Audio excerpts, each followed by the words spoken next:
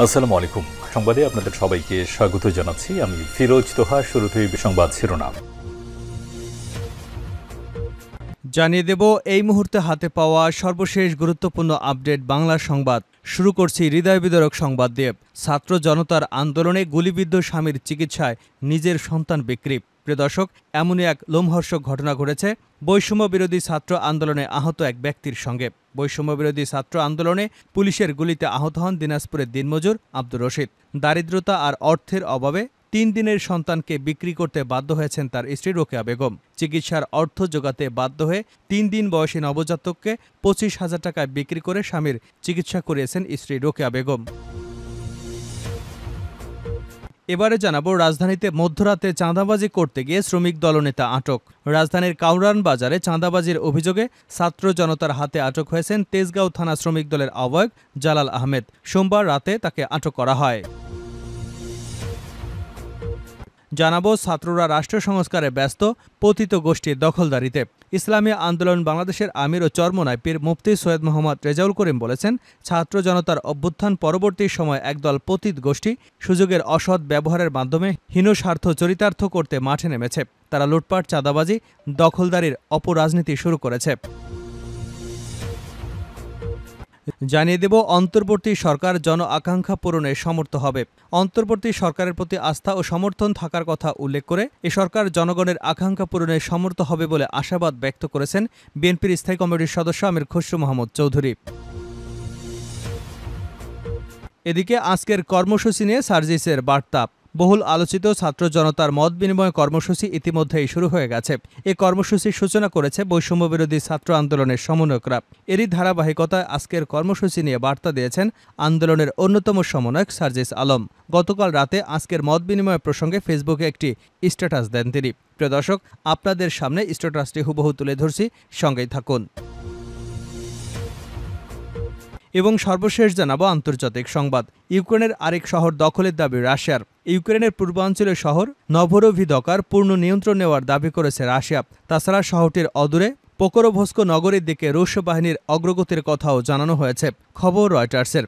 এতক্ষণ শিরোনাম শুনছিলেন, এবার বিস্তারিত। প্রিয় দর্শক, আপনি যদি এই চ্যানেলে নতুন হয়ে থাকেন, ভিডিওটি দেখতে দেখতে চ্যানেলটি সাবস্ক্রাইব করে আমাদের সঙ্গেই থাকুন। আর এই ভিডিও সম্পর্কে আপনি আপনার মূল্যবান মতামতটি কমেন্ট বক্সে জানিয়ে দিন। আর হ্যাঁ প্রিয় দর্শক, জানিয়ে দিন ভিডিওটি কোথা থেকে দেখছেন। ছাত্র আন্দোলনে গুলিবিদ্ধ স্বামীর চিকিৎসায় সন্তান বিক্রি। বৈষম্য বিরোধী ছাত্র আন্দোলনে পুলিশের গুলিতে আহত হন পিরোজপুরের দিনাজপুরের দিনমজুর আব্দুর রশিদ। দারিদ্রতার আর অর্থের অভাবে ৩ দিনের সন্তানকে বিক্রি করতে বাধ্য হয়েছেন তার স্ত্রী রোকেয়া বেগম। চিকিৎসার অর্থ জোগাতে বাধ্য হয়ে ৩ দিন বয়সী নবজাতককে ২৫,০০০ টাকায় বিক্রি করেন তার স্ত্রী রোকেয়া বেগম। জানা গেছে, গত ৪ আগস্ট দুপুরে দিনাজপুরের সদর হাসপাতালের টিকিট কাউন্টারের সামনে পুলিশের ছড়া গুলিতে আহত হন দিনমজুর আব্দুর রশিদ। হাসপাতালের প্রাথমিক চিকিৎসা শেষে অন্তঃসত্ত্বা স্ত্রীকে নিয়ে বাড়ি চলে যান তিনি। অবস্থার অবনতি হয় ৮ August Dinajpur M A Abdur Rahim medical college হাসপাতালে ভর্তি করা হয় তাকে। সেখানে পরদিন শুক্রবার তার অপারেশন করা হয়। এর পরদিন শহরের রাজবাড়ী এলাকার নিজ বাসায় কন্যা সন্তানের জন্ম দেন গৃহবধূ রোকেয়া বেগম। কিন্তু অসহায় এই নারী হাসপাতালে স্বামীর চিকিৎসা চালানোর জন্য ১২ আগস্ট রংপুরে এক দম্পতির কাছে ২৫,০০০ টাকায় তার নবজাতককে বিক্রি করতে বাধ্য হন। সেই টাকা দিয়ে কোনো মতে স্বামীর চিকিৎসা চালানো হলেও ১ মাস পর আরেকটি অপারেশন করতে বলেছেন চিকিৎসকরা। এ অবস্থায় দিনমজুর আব্দুর রশিদের চিকিৎসার জন্য আর্থিক সহযোগিতা নিয়ে পাশে দাঁড়িয়েছে জামায়াত ইসলামী। নবজাতকের মা রোকেয়া বেগম বলেন, ৪ আগস্ট আন্দোলনে আমার স্বামীর গুলি লাগে। হাসপাতালে ভর্তি করা হয় তাকে। সেখানে আমার স্বামীর অপারেশন হয়। অপারেশনের পর আমার স্বামীর অবস্থা খুবই খারাপ ছিল। এরই মধ্যে আমার বাচ্চা হয়। সেই সময় হাতে টাকা ছিল না। স্বামীর চিকিৎসা করাতে হবে, তাই ২৫,০০০ টাকায় ৩ দিনের বাচ্চাকে বিক্রি করে দিয়েছি। সেই টাকা দিয়ে স্বামীর চিকিৎসা করেছি।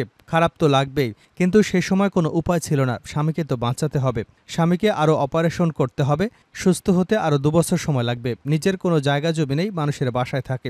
সরকারের কাছে অনুরোধ, আমার স্বামীর যেন সুস্থ হয়ে ফিরে আসতে পারেন।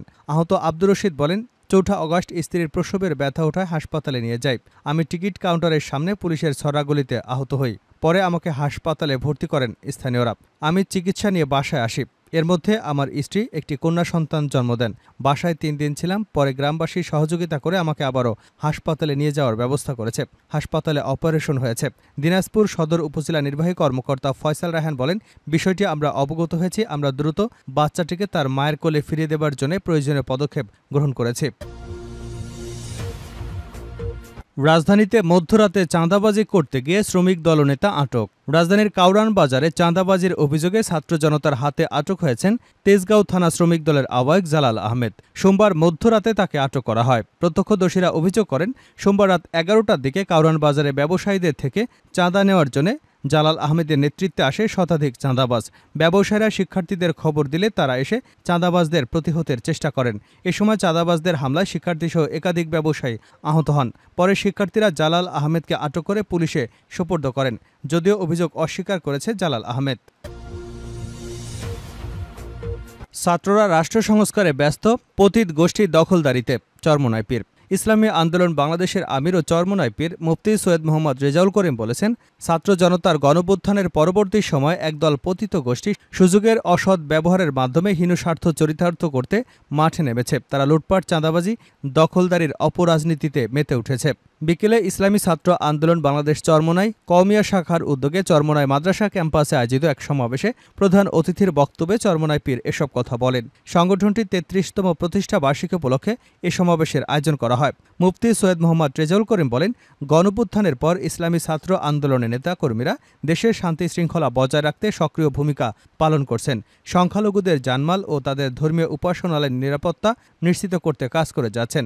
ভঙ্গুর রাষ্ট্র কাঠামোর টেকসই পরিবর্তন আনতে বৈষম্য আদর্শিক ছাত্র জনতাকে অগ্রণী ভূমিকা রাখতে হবে।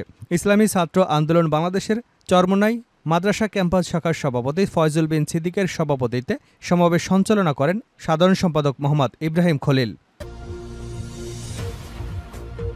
অন্তর্বর্তী সরকার জন আকাঙ্ক্ষা পূরণে সমর্থ হবে, আশা আমির খসরুর। অন্তর্বর্তী সরকারের প্রতি আস্থা এবং সমর্থন থাকার কথা উল্লেখ করে এই সরকার জনগণের আকাঙ্ক্ষা পূরণে সমর্থ হবে বলে আশাবাদ ব্যক্ত করেছেন বিএনপির স্থায়ী কমিটির সদস্য আমির খসরু মাহমুদ চৌধুরী। তিনি বলেছেন, এখন একটা অন্তর্বর্তী সরকার আছে, তার প্রতি জনগণের আস্থা আছে, আমাদেরও আস্থা ও সমর্থন আছে। আমরা আশাবাদী যে এ সরকার জনগণের আকাঙ্ক্ষা পূরণে সমর্থ হবে, তাদের সার্বিক সহযোগিতা দেবে। সোমবার বিকেল থেকে সন্ধ্যা পর্যন্ত গুলশানে বিএনপি চেয়ারপারসনের রাজনৈতিক কার্যালয়ে বিভিন্ন রাজনৈতিক দলের সঙ্গে বৈঠক শেষে তিনি সাংবাদিকদের এসব কথা বলেন। আমির খসরু বলেন, আজকে আমরা যাদের সঙ্গে বৈঠক করেছি তারা আমাদের আন্দোলনের সাথী। আমাদের সবার অনেক স্যাক্রিফাইস আছে। আমরা জেলে গিয়েছি, আমরা নির্যাতিত হয়েছি সবাই। আমরা সেই সম্পর্কের ধারা অব্যাহত রেখেছি। এদিন বিএনপি লিয়াজো কমিটির সঙ্গে প্রথম বৈঠকটি হয় গণতান্ত্রিক বাম ঐক্যের, যার নেতৃত্ব দেন জোটের সমন্বয়ক হারুন আল রশিদ। এরপর মিয়া মশিউজ্জামানের নেতৃত্বাধীন গণঅধিকার পরিষদ, সর্বশেষ ববি হাজ্জাজের নেতৃত্বে ন্যাশনাল ডেমোক্রেটিক মুভমেন্ট এনডিএমের সঙ্গেও বৈঠক অনুষ্ঠিত হয়। আমির খসরু মাহমুদ চৌধুরী বলেন, দেশ দ্বিতীয়বারের মতো স্বাধীন হয়েছে। এরপর আমরা আবার নিজেদের মধ্যে আলাপ আলোচনা শুরু করেছি। এই আলোচনার মধ্যে আমাদের যে স্বপ্ন তা নিয়ে আমরা আলোচনা করেছি। শেখ হাসিনা পলায়ন করার পর থেকে মানুষের মনোজগতে যে ভাবনা, যে নতুন আকাঙ্ক্ষা, সে নতুন প্রত্যাশা সৃষ্টি হয়েছে। আমরা যুগপৎ আন্দোলনে থাকা দলগুলো আগামী নতুন বাংলাদেশ বিনির্মাণে কী করব তা নিয়ে আলোচনা করেছি। আজকের কর্মসূচি নিয়ে সার্জিসের বার্তা। বহুল আলোচিত ছাত্র জনতার মত বিনিময় কর্মসূচি ইতিমধ্যেই শুরু হয়ে গেছে। এ কর্মসূচির সূচনা করেছেন বৈষম্যবিরোধী ছাত্র আন্দোলনের সমন্বয়করা। এরই ধারাবাহিকতায় আজকের কর্মসূচি নিয়ে বার্তা দিয়েছেন আন্দোলনের অন্যতম সমন্বয়ক সার্জিস আলম। গতকাল রাতে আজকের মত বিনিময় প্রসঙ্গে ফেসবুকে একটি স্ট্যাটাস দেন তিনি। পোস্টে সার্জিস আলম বলেন, নারায়ণগঞ্জের সংগ্রামী সহযোদ্ধাদের সাথে আগামীকাল দেখা হচ্ছে ইনশাআল্লাহ। স্ট্যাটাসে তিনি সাক্ষাতের সময় এবং স্থান জানিয়ে বলেন, বিকাল ৩টায় পৌর স্টেডিয়ামে দেখা হবে। এর আগে গত রবিবার থেকে ছাত্র জনতার সঙ্গে মত বিনিময় শুরু করেন আন্দোলনের সমন্বয়করা। এদিন সমন্বয়ক হাসনাত আবদুল্লাহ চট্টগ্রাম এবং মুন্সিগঞ্জে যান সার্জিস আলম।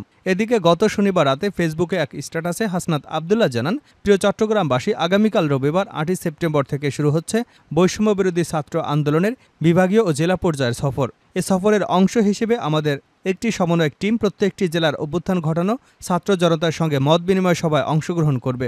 তিনি আরও লেখেন, রক্তের বন্ধনে আবদ্ধ ছাত্র জনতার সঙ্গে আগামীকাল দেখা হচ্ছে ইনশাআল্লাহ। এর আগে গত বুধবার দুপুরে টিএসসিতে আয়োজিত সংবাদ সম্মেলনে এমন কর্মসূচির পরিকল্পনার কথা জানিয়েছিলেন বৈষম্যবিরোধী ছাত্র আন্দোলনের কেন্দ্রীয় সমন্বয়ক সার্জিস আলম।